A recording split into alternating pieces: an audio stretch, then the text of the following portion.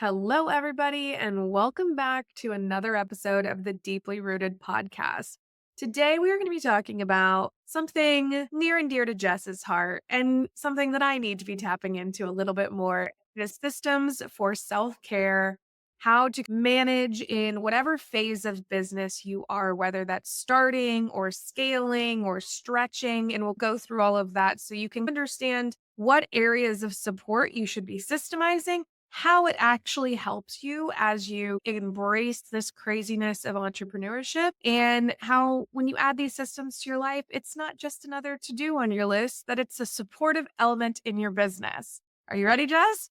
I'm ready because I feel like systems get such a bad rap in the online space. They're definitely, from someone who tries to sell systems as one of our offers, they're definitely not the easiest, most sexiest thing to sell because their benefits are more, I don't want to say intangible, but yeah, more intangible. When you invest in marketing, you want to immediately see like an ROI in terms of sales and revenue that is coming into your business, where systems have this like sneaky underlying where if they're a mess, you're not going to be supported and you're going to feel the chaos, but it might not necessarily be as easy to connect the dots. So today's episode, I really want to help you flip the way that you think about systems in your business from just another to do on your to-do list to really being something that can support you, not only your business, you and your business, not only as you grow, but really one of the best things that you can do to protect your mental and emotional well-being for yourself as a business owner. Because the goal of the systems that I put in place are to create more peace in your business, to create more predictability in your business, so that you can be less stressed and really live in your zone of genius and do what you do best. So, one of the places that I see people get pulled off course is trying to implement the wrong systems at the wrong time, maybe systems that they're not ready for. Evergreen funnels, which is a system, it's one of the more sexier systems because there's a revenue tied to it and it makes it sound like you can have passive income. But in reality, that's maybe one of the last, that's like a level 3 system when you need to be starting with a level 1 system. So today we're going to go through the different phases of business. We've talked about these before, about starting, stretching, and scaling your business. And we're just going to discuss the systems that we think are most beneficial to focus on and get in place at that stage of the journey, so that as you're moving through your entrepreneur growth, you're creating this cascade of calm and you're not having to double back and go redo or reinvent a system that you've already created. That's probably going to happen inevitably, but we're going to, as best as possible, go in a streamlined and organic way to create flow in your business. I love the cascade of calm. That's, I'm like trying to embody that energy this year.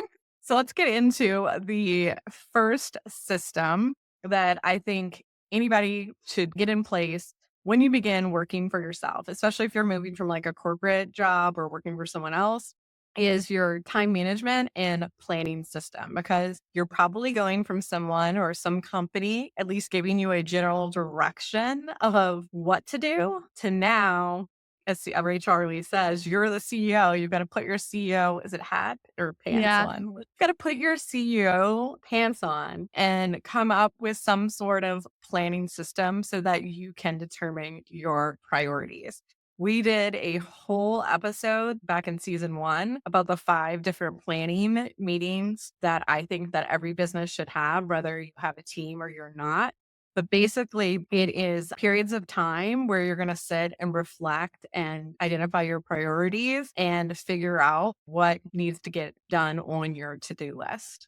Along with that, I also think figuring out your weekly work cadence. So, what days are you taking calls? What days are you doing admin work? When are you doing actual client work? When are you doing your marketing tasks? I think figuring out different time blocks of when you need to do that. I actually have a video on my YouTube channel about how to figure out a schedule that works for you based on are you being energetics, if you're into that. But it'll take some finagling, but those are the 2 places that I think if you can get, you're working on your right priorities and you're working in an efficient manner, you're just going to set yourself up for success.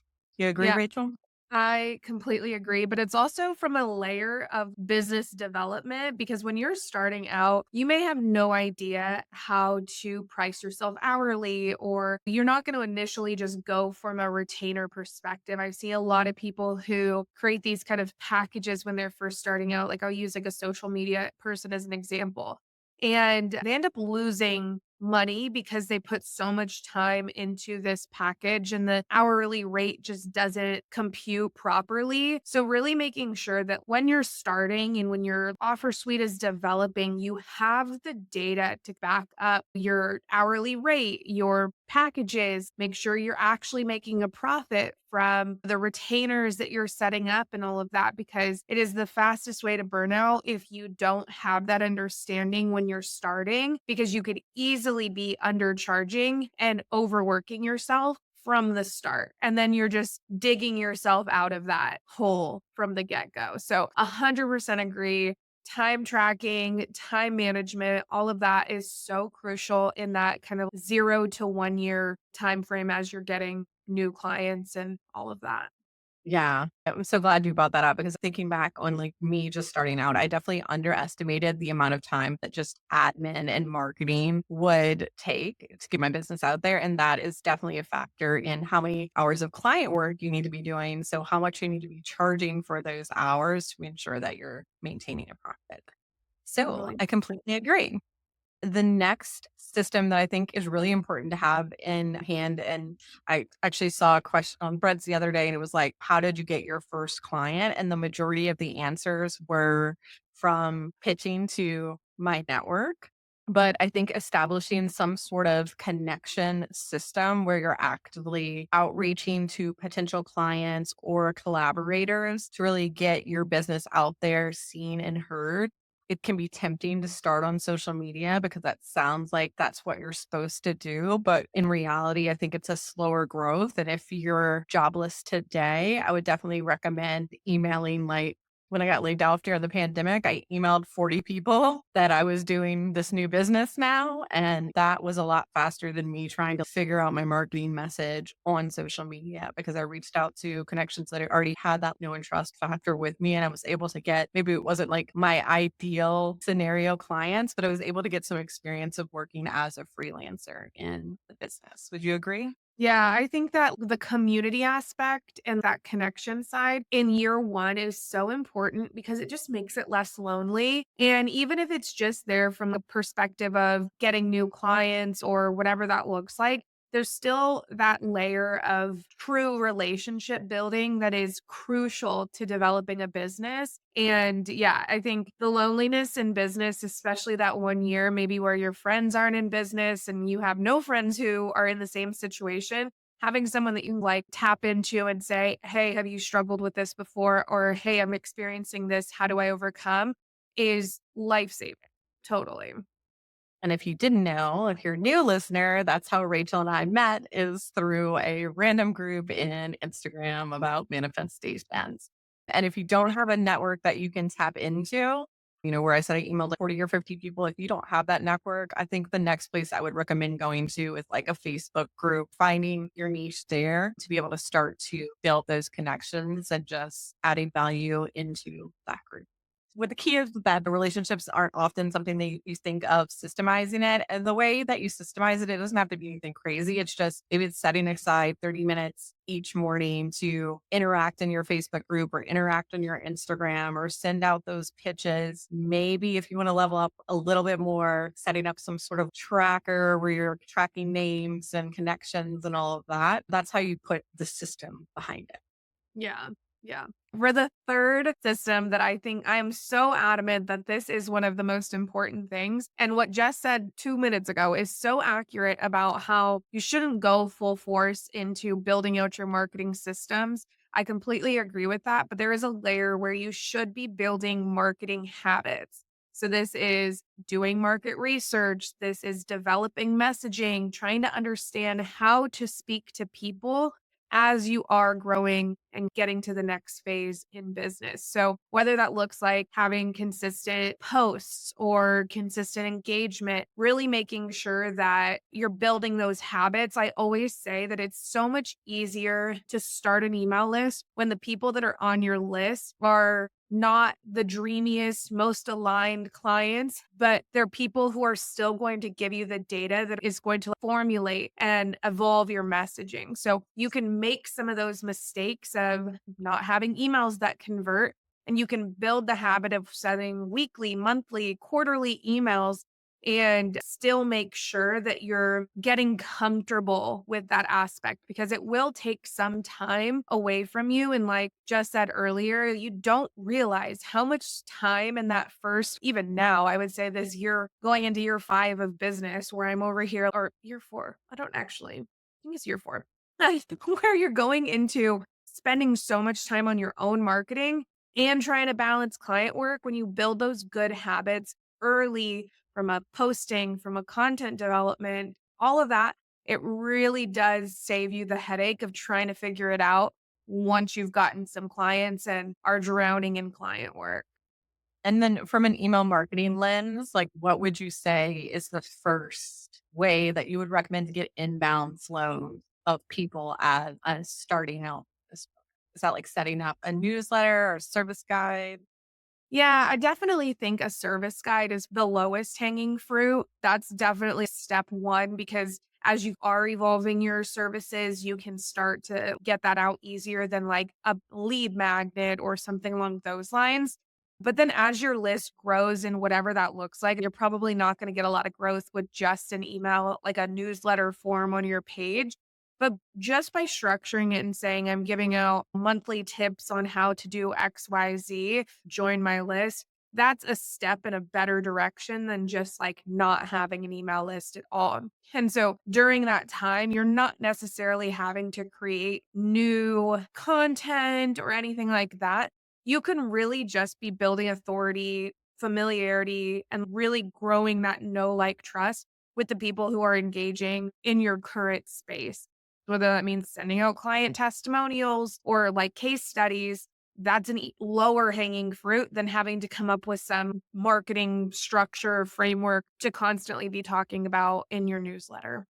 Yeah. So along that same vein would be the client onboarding, which I view client onboarding as how potential clients find you. So part of your lead generation. So maybe your service guide is part of that kicks off that onboarding funnel. How do you connect with them? Probably when you're just starting out, you're going to do discovery calls. One, that's your market research right there is actually talking to people that want to hire you. So that's so beneficial. And two, it's not scalable, but it's probably one of the fastest ways to get to profit when you're just starting out. So how are they finding you? How are they connecting with you? How are you booking a call with them? Okay, what does it look like after you get off that call with them? Is there proposal sent, figuring out contracts, invoices, all of that stuff? And even if it's not automated yet, you at least have the steps written out. Your first systems are just there to support you. So if it's overwhelming to put like a bunch of tech in place, just write it all out as a checklist so that you don't forget anything or create a checklist in Notion that you can duplicate every time you have someone new. And then once you've got that system worked out, and that's why I don't actually recommend going straight to something like Dipsado or 17 Hats or what's the other one everyone uses? Honeybook. Because if you set all that up and then you realize you need to change something because you are just starting out, because it's a lot of like spaghetti throwing when you're starting out, then you have to go and redo the entire system. So I actually recommend getting rudimentary first and just using checklist. And then once you've got the system figured out, then, you can put it into a system that's going to help you automate it as well. I love Dubsado because it really does streamline things, but I'd made that mistake of going straight into building out complicated workflows. And then every single time I went into it, it was like almost an hour and a half of me redoing things because baby business owner Rachel didn't know the things that she knows now. So totally hear you on that. Start small, start simple, build a system that supports you so you can create that client experience effortlessly. Believe me, as a systems girl, I got stuck in the systems at first.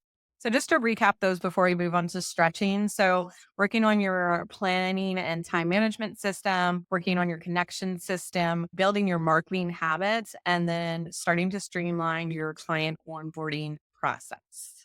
Do you want to take us into stretching? Yeah. So stretching is in that you figured out your own process to bring in clients. You're doing consistent, like you have some consistency in your business. You have a clear ideal client. So I would say like year 1 to 3 is in that stretching zone where you're getting a little bit more established. You have some no trust, all of that. So really that next phase from like a marketing side of things, I always call them like targeted inbound flow. So this is not the same as just throwing up a free guide, attaching it to a form and like doing a general welcome sequence. This is really specific to hitting certain goals in your business. So, a targeted inbound flow would be like, I want to reach ideal client A who is going to support offer A.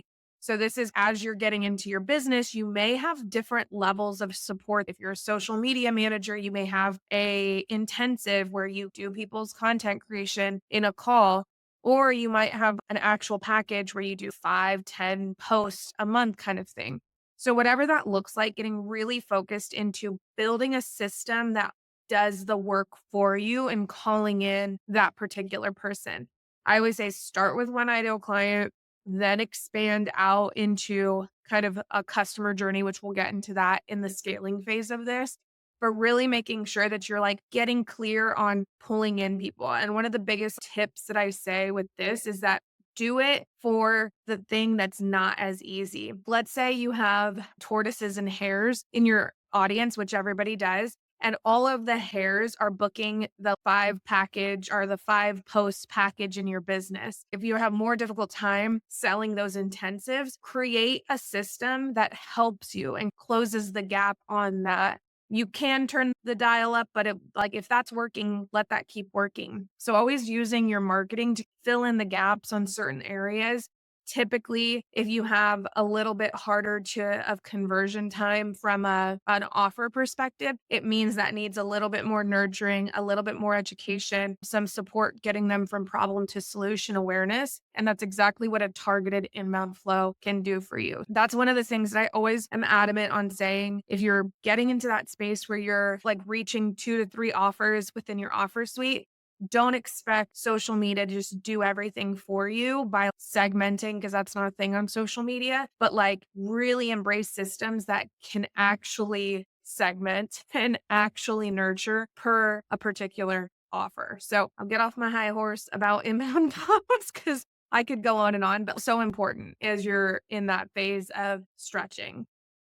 Yeah. And this is when you can really start to tap into that benefit of predictability in your business because you can look at, okay, I'm getting this many new leads and this is how everything is converting as far as through my funnel. And once I get someone on a call, so that's when you can really start to begin to like project out how many more people you need, or if you eventually want to start to hire, but everything just becomes a lot more predictability when you're doing the same thing consistently. So, from a content creation perspective, especially in this stretching phase of year 1 to 3, to kind of like get that conversion messaging solid. So, understanding how to sell is so absolutely crucial during this phase. Because if you don't figure out that kind of like magic messaging now, scaling is going to be 25% harder, probably even more.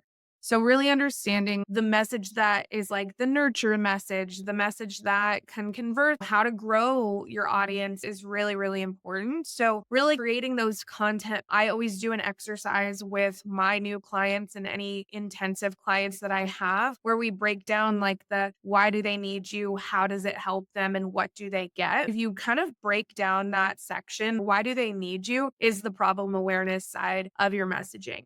The how do you help them is the solution mind can be kind of pulling from.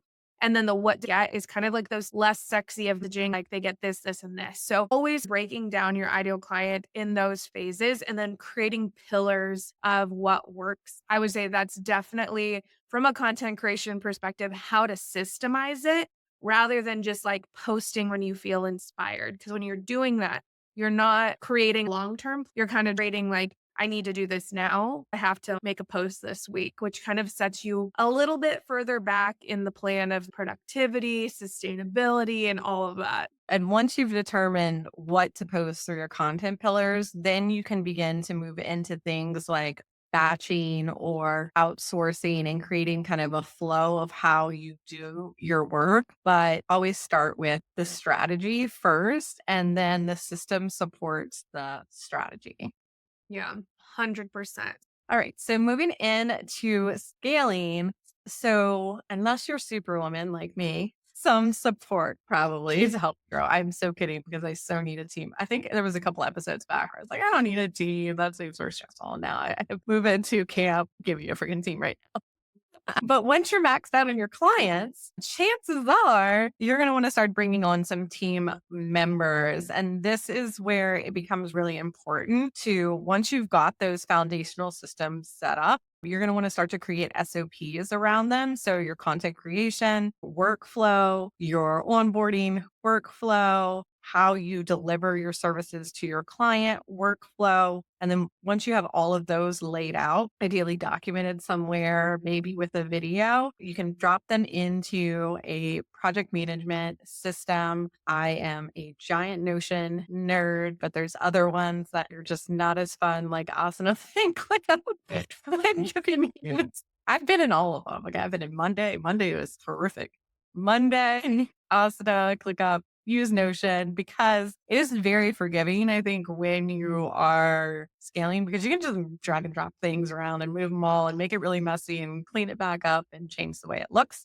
But anyway, getting it into some sort of knowledge management system and one centralized place. And really the goal when you're starting a team is you want to Fiji proof it, or in Rachel's case, Europe proof it, where you get it, close your laptop, sign off to your computer, and everything that needs to be done in your business for those 2 weeks that you're gone can get done because it's all written out and systemized: the who, the when, the how, the when, and the why. Or if you get sick or something like that, these are things that help with continuity. And then also a project management or client management system. I also use Notion for this, but basically this is just a system where all of your team can be aware of what status each piece of the project is at and have all the resources related to that project in one central location. I feel like people make project management systems seem so like crazy and complicated, but it's really like you're creating a space where everything for that one thing lives and what stage it is. That's it. So yeah, creating those two things I think are key. Other things you might want to think about is like setting up like password managers and that sort of thing as well. But yeah, anything to add on that, Rachel? No, I'm just absorbing because I need to absorb. All right. And then moving into just some more of the like more scalable sales systems, we have live launching and evergreen funnels. So I'll let you take that away. Yeah. In this point of like scaling systems and income, cash injections, and things like that, like launching and evergreens are so, so crucial. They connect almost immediately into the customer journey, which is the next system that you should have. So it's imagining you have three ideal clients that all operate at different awareness levels and are perfect for different offers in your business, kind of like targeting specifically to them and really making sure kind of like integrate evergreen funnel one to downsell two and really making sure that you're streamlining passive income. And I say passive very loosely because there's so much effort that goes into evergreen funnel and having the systems that support traffic to those funnels, analyzing and optimizing those. There's just so much that goes into it that I've seen a lot of people who are starting, I would say in that 0 to 1 year, try to launch evergreen, try to launch these kind of like live launch funnel, fail very sadly at it. And it's really because it's made for a certain stage of business to do it well and to do it in a way that is actually worth the energy that goes into it. Yeah. And I feel like live launching too gets kind of a bad rap that it's like some sort of very complicated thing, but it can also be really simple as a more targeted approach to doing the sales process that you're already doing it. You're just batching it now.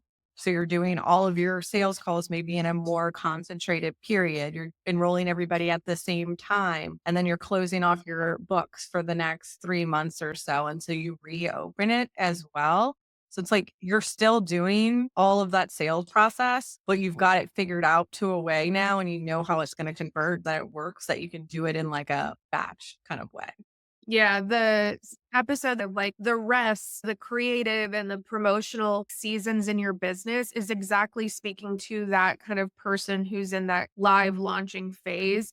There's so much that goes into that calendar side of it where your annual plan has all of these different seasons built out into it. But live launching of the book, cash injection, consolidated efforts into your marketing calendar. Customer journey automation. Anything to say on that? That stretching phase where you've created one targeted inbound flow to sell a particular offer is kind of creating multiple of those and like connecting the pieces on it.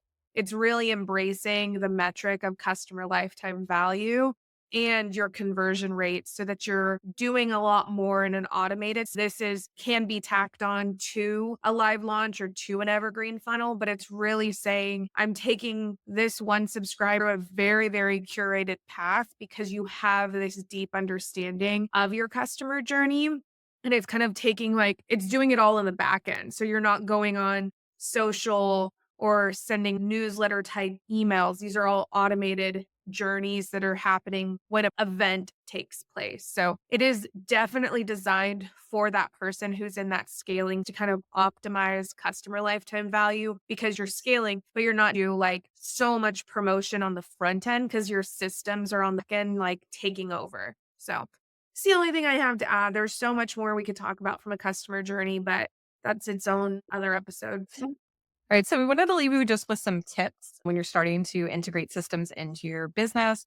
And I think the number one thing that I want to share is that systems are there to support you. So you don't need to be looking outward to what system to create for your business. Typically, if there's a point of friction or frustration, or you're setting a goal and you're just not hitting it, or something's consistently falling through the cracks, that's where you need to look first to create a system to support that. Do you have any that you would like to share? From a tip perspective, Yeah, any system tips? just go into it with an option, like go into it knowing that one thing is going to change and the next thing is going to setting a system up doesn't mean that it's stuck in stone or set in stone, but there's always this kind of evolutionary process that happens with your systems as you become more familiar and like embracing of. And then I guess that's the last thing, just embrace systems. Yeah, yeah. I definitely don't be afraid to start small. Like I see people go all in and all like the tech and the bells and whistles. And then what happens is like tech drag because they don't know how to use that tech properly. So start small, build, look for the friction points, and that's where you're going to focus on first. Totally. Uh, Anything else? that's all I have. All right. Until next time, We we're rooting for you.